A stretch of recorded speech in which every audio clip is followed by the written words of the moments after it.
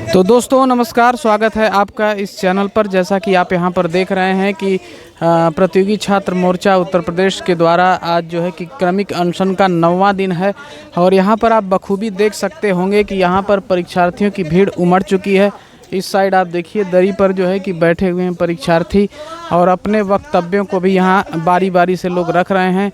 और हमारे साथ तमाम परीक्षार्थी आप दिख रहे हैं, दरी बिछाए हुए हैं ज़मीन पर। इतनी कड़ाके की ठंड के बावजूद भी लोग यहाँ पर बैठे हुए हैं।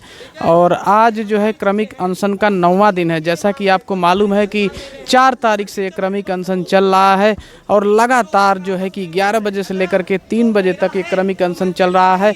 और बाबा बसंत तक जो चैनल है, बाबा बसंत तक चैनल आपको पूरी जो है कि इस क्रमिक अनशन की पूरी अपडेट पूरा लेकर के शुरू से लेकर के अंत तक पूरा जो अपडेट आपको देता रहता है। आप इस चैनल से जुड़िए, ज़्यादा से ज़्यादा इसको सब्सक्राइब करिए।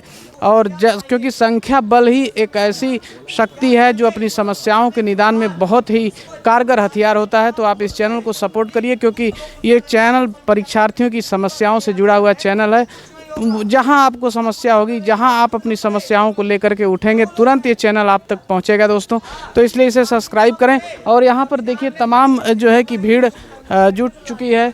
और जो है कि यहाँ पर मेरे साथ एक परीक्षार्थी हैं, देखिए किताब लेकर के भी आए हुए हैं। ज़रा आइए इनसे बात करते हैं। तो सर बताइए, आप कहाँ से हैं? सर आजमगढ़ से हैं। अच्छा, क्या नाम पड़ेगा आपका? प्रमोद सरोज। क्या कुछ कहना चाहेंगे आप? क्यों आप लोग यहाँ पर आए हुए हैं? क्या सर हमारी मांग है कि जल्द से जल्द टीजीटी की एग्ज़ाम डेट घोषित किया जाए और पोर्टल को खोला जाए, अध्याचन नए पदों को जोड़ा जाए। अच्छा। कितने साल हो गए आपको यहाँ पर तैयारी करते हुए? 2012 से हम सर हैं। 2012 से आप आए हुए हैं।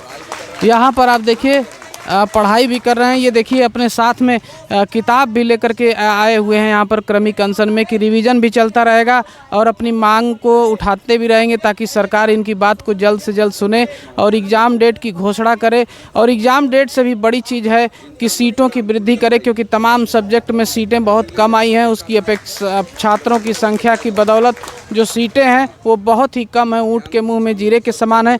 इसलिए भी यहाँ क्रमिक अनशन चल रहा है। और आप यहाँ पर देखिए कितना जो है कि लगन है कि बुक लेकर के आए हुए हैं क्रमिक अनशन में, कि अपना जो है कि पढ़ाई भी साथ में, रिवीजन भी चलता रहेगा और क्रमिक अनशन पे धरना भी देते रहेंगे।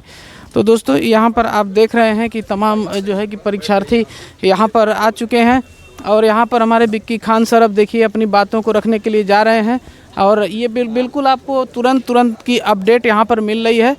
और जो है कि तुरंत जो आज का जो प्रोग्राम क्या होगा उससे संबंधित कुछ बातें विक्की खान सर अभी रखेंगे।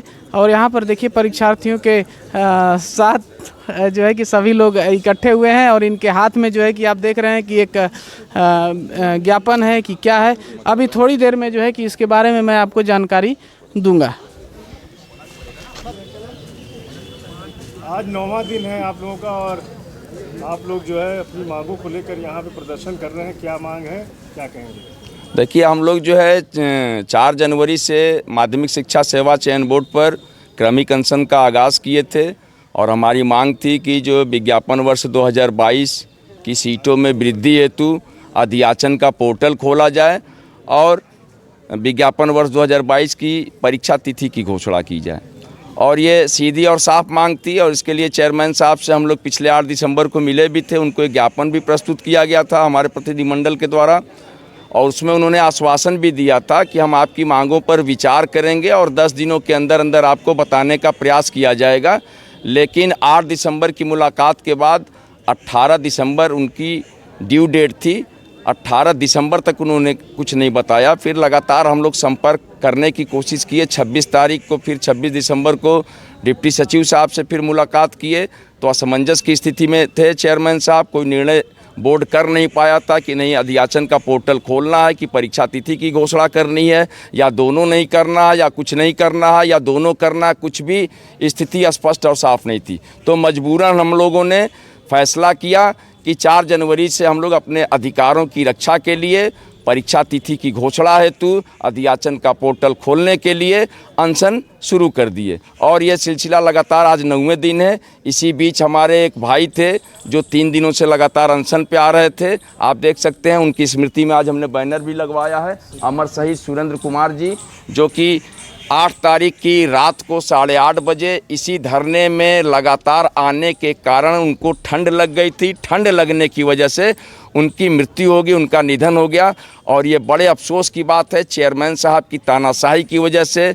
और इन्होंने जिस तरीके का अभी तक की व्यवस्था रखी है उस वजह से हम लोग काफ़ी परेशान हैं। एक हमारा बेरोजगार भाई गया है, दूसरे और तीसरे चौथे की नौबत आ सकती है अगर इसी प्रकार से चेयरमैन साहब का रवैया रहा, क्योंकि अभी तक मिलने का उन्होंने प्रयास नहीं किया। लगातार 9वें दिन हम लोग बैठे हुए हैं, अपनी बातों को डिप्टी सचिव साहब के माध्यम से हम लोगों तक पहुंचाने की कोशिश कर रहे हैं। हमने कई बार प्रस्ताव रखा डिप्टी सचिव के माध्यम से कि आप मिलने का प्रयास करिए, हमसे सीधी वार्ता करिए, क्योंकि जो समस्याएं हैं वो 13,19,000 लोगों की समस्याएं हैं। 4,163 सीटों का विज्ञापन आया था, लगभग 13,19,000 लोगों ने आवेदन किया है। इतना बड़ा समूह, इतनी बड़ी संख्या, पूरे उत्तर प्रदेश के नौजवान बेरोजगार एक टकटकी लगाए बैठे हुए हैं। माध्यमिक शिक्षा सेवा चयन बोर्ड पर निगाह रखे हुए हैं कि आखिर चयन बोर्ड अपना कौन सा फैसला लेता है, क्या निर्णय करता है, परीक्षा करा पाएगा कि नहीं करा पाएगा और पोर्टल खोल पाएगा कि नहीं खोल पाएगा। बीच में भी आपका एक मामला जो है उत्तर प्रदेश शिक्षा सेवा चयन आयोग को लेकर उठ रहा है। माननीय मुख्यमंत्री जी ने कैबिनेट की मीटिंग में ये फैसला किया है, प्रस्ताव पारित है कि हम आयोग बनाने जा रहे हैं। तो सबसे बड़ी बात है कि अगर वो आयोग बनाने का निर्णय लिए हैं तो ये निर्णय तो 2019 से हो चुका था। 4 सालों में अभी तक आयोग नहीं बना। इस आयोग के लुका छिपी के खेल में हम बेरोजगारों को बेरोजगारी का सामना लगातार करना पड़ रहा है, क्योंकि स्टैंड क्लियर नहीं है, चेयरमैन साहब का भी नहीं है और हुकूमत का भी स्टैंड क्लियर नहीं है। हमारा कहना ये है कि अगर आपको आयोग बनाना है तो आयोग बनाइए, लेकिन जो पुराने कार्य हैं, भर्तियां हैं, उनको लगातार सिलसिलेवार चलाते रहिए, वो सिलसिला चलता रहे, रुके न।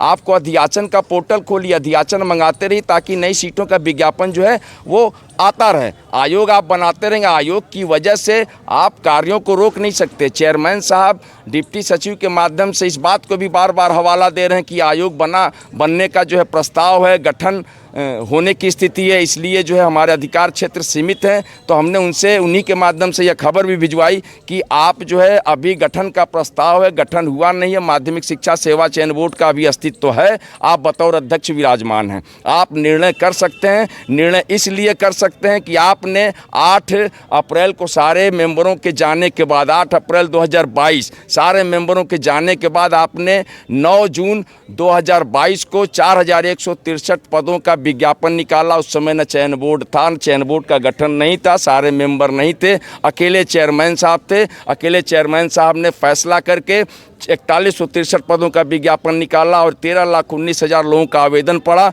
लगभग 98 करोड़ 92 लाख रुपए की वसूली की गई चयन बोर्ड के द्वारा बेरोजगारों से। तो इतना बड़ा फैसला आप ले लिए, आप 1 अरब रुपया बेरोजगारों से वसूल सकते हैं और उस समय भी बोर्ड नहीं था और उसी का हवाला अब दे रहे हैं जब हम कह रहे हैं कि अध्याचन का पोर्टल खोल दीजिए। आप विज्ञापन जो आपने निकाला है, जिसका पैसा आपने लिया है 1 अरब रुपए, उसकी परीक्षा तिथि की घोषणा कर दीजिए। आप दोनों में से कोई करना नहीं चाहते और हवाला देते हैं कि बोर्ड का गठन नहीं है। तो मैं पूछना चाहता हूं कि उस समय कौन सा बोर्ड था जब आपने 4,163 पदों का विज्ञापन निकाल लिया, आप 1 अरब रुपया बेरोजगारों से वसूल लिए? यह तो गलत बात है ना, नाइंसाफ़ी किया है उन्होंने, साजिश रची जा रही है। चेयरमैन के तरफ से भी साजिश उत्तर प्रदेश के नौजवान बेरोजगारों के खिलाफ रची जा रही है और उधर हुकूमत भी साजिश रच रही है। चयन आयोग का एक नया शगुफा देकर उत्तर प्रदेश के नौजवान बेरोजगारों को ठगने का कार्य किया जा रहा है, उनके समय को बर्बाद करने की कोशिश की जा रही है। आपको यह पता है कि माध्यमिक शिक्षा सेवा चयन बोर्ड, उच्चतर शिक्षा सेवा आयोग, नियामक प्राधिकारी कार्यालय और यहाँ तक कि टेक्निकल शिक्षा को भी इस नए आयोग में समाहित करने का प्रस्ताव है। जब यह बोर्ड अलग अलग हुआ करते थे, अलग अलग हैं भी, वर्तमान में आज 12 जनवरी राष्ट्रीय युवा दिवस, स्वामी विवेकानंद जी की जयंती के अवसर पर मैं बता रहा हूँ कि अभी सारे बोर्ड अलग अलग हैं, उसके बाद भी कार्य की प्रगति बिल्कुल धीमी है। एक बेरोजगार को नौकरी पाने में लगभग 4 से 5 साल लग जाते हैं। तो जब आप इन सभी सभी बोर्डों को एक आयोग में मर्ज करेंगे तो मुझे तो ऐसा लगता है कि यह नौकरी 10 से 15 साल में एक व्यक्ति को मिल पाएगी। तो ऐसी साजिश का उत्तर प्रदेश का युवा जो है उसकी मुखालफत करता है, इसका विरोध करता है और हम इस साजिश को कामयाब नहीं होने देंगे। चेयरमैन साहब से मिलने का प्रयास होगा और उनको वार्ता करनी पड़ेगी ताकि हमारी बातों को सुने, सहमत हों और जो है उस पर क्रियान्वयन करें। बहुत बहुत धन्यवाद। मांगे अगर नहीं मानी जाती है तो आगे क्या करेंगे? मांगे तो माननी पड़ेगी, ये नौजवानों का दर्द है, क्योंकि हमने नाजायज मांगे बिल्कुल नहीं की है। हम अध्याचन का पोर्टल खुलवाने की बात कर रहे हैं, क्योंकि विज्ञापन नहीं मानी जाती है तब क्या करेंगे? सिलसिला चलेगा, लगातार क्रमिक अनशन कर ही रहे हैं। जरूरत पड़ेगी, हमने पिछला कार्यक्रम किया था, महामहिम राज्यपाल जी को पत्र भेजा है, माननीय मुख्यमंत्री जी को भी भेजा है पत्र, और जो है इस क्रम में हमने प्रधानमंत्री जी को भी पत्र भेजा है। और आज जो है हम माननीय मुख्यमंत्री उत्तर प्रदेश को एक सामूहिक पत्र देने जा रहे हैं इस प्रकरण को लेकर। हम जरूरत पड़ेगा तो हम महामहिम राष्ट्रपति को भी एक पत्र देंगे, अवगत कराएंगे चेयरमैन की तानाशाही के खिलाफ जो है, और एक पत्र हम खून से लिखा हुआ भी जो है माननीय प्रधानमंत्री जी को भेजने का हमारा कार्यक्रम है। और अंततः ज़रूरत पड़ेगी तो हम यहीं पे आमरण अनशन करेंगे और इस प्रयास में भले हमारी जान चली जाए, क्योंकि जब नौकरी नहीं है तो जी कर क्या करेंगे। बहुत बहुत धन्यवाद। मैं विक्की खान, प्रदेश अध्यक्ष प्रतियोगी छात्र मोर्चा।